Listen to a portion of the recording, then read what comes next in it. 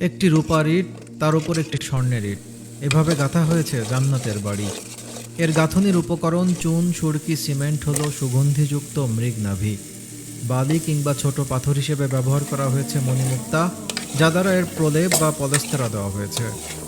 জান্নাতের জমিন হবে রূপার, মাটি হবে মিশকাম্বরের, বর্ণ হবে শুভ্র এবং ঘাস হবে সুগন্ধিযুক্ত জাফরান এবং ওয়ার্সের। এর আঙিনা হবে কর্পূরের।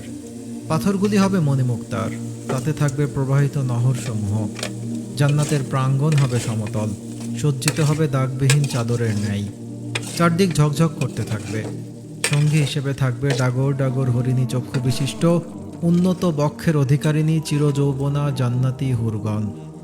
এই মহাপ্রাপ্তিতে জান্নাতীরা খুশিতে পাগল পারা হয়ে যাবে।